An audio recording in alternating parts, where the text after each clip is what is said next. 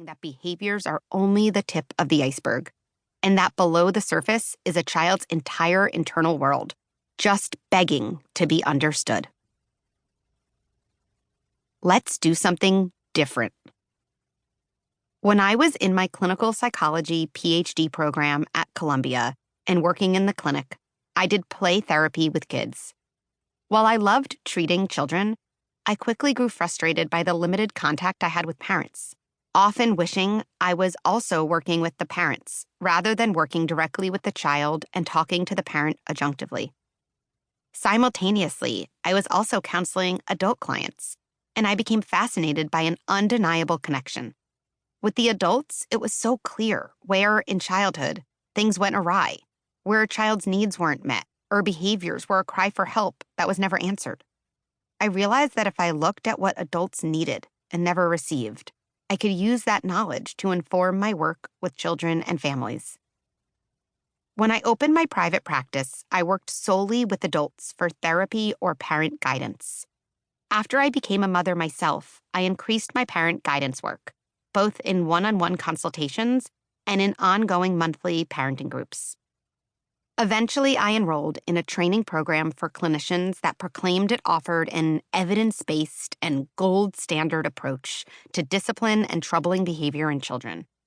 The methods it taught felt logical and clean, and I walked away having learned about the same interventions that are regularly promoted by parenting experts today. I felt like I had learned a perfect system to extinguish undesirable behavior and encourage more pro-social behavior. Basically, behavior that was more compliant and more convenient to parents. Except, a few weeks later, something struck me. This felt awful. Every time I heard myself give this evidence-based guidance, I felt sick to my stomach. I couldn't shake the nagging suspicion that these interventions, which certainly wouldn't feel good if someone used them on me, couldn't be the right approach to use with kids. Yes, these systems made logical sense, but they focused on eradicating bad behaviors and enforcing compliance at the expense of the parent-child relationship. Timeouts, for example, were encouraged to change behavior. But what about the fact that they sent kids away at the exact moments they needed their parents the most? Where was, well, the humanity? Here's the thing I realized.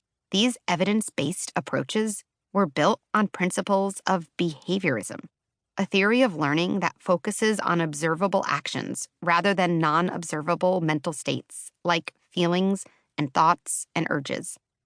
Behaviorism privileges shaping behavior above understanding behavior. It sees behavior as the whole picture rather than an expression of underlying unmet needs. This is why I realized these evidence-based approaches felt so bad to me. They confused the signal, what was really going on for a child, with the noise, behavior. After all, our goal is not to shape behavior. Our goal is to raise humans. As soon as this realization crept in, I couldn't shake it. I knew there had to be a way of working with families that was effective without sacrificing the connection between parent and child. And so, I got to work, taking everything I knew about attachment, mindfulness, and internal family systems, all theoretical approaches that have informed my private practice, and translating these ideas into a method for working with parents that was concrete, accessible, and easy to understand. It turns out, switching our parenting mindset from consequences to connection does not have to mean ceding family control to our children. While I resist timeouts, punishments, consequences, and ignoring, there's nothing about my parenting style that's permissive or fragile.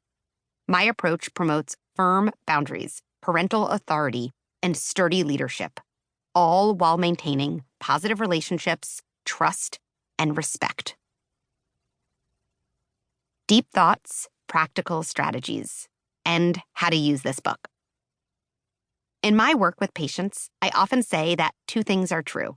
Practical, solution-based strategies can also promote deeper healing. Many parenting philosophies compel parents to make a choice. They can improve a child's behavior at the cost of their relationship, or they can prioritize the relationship.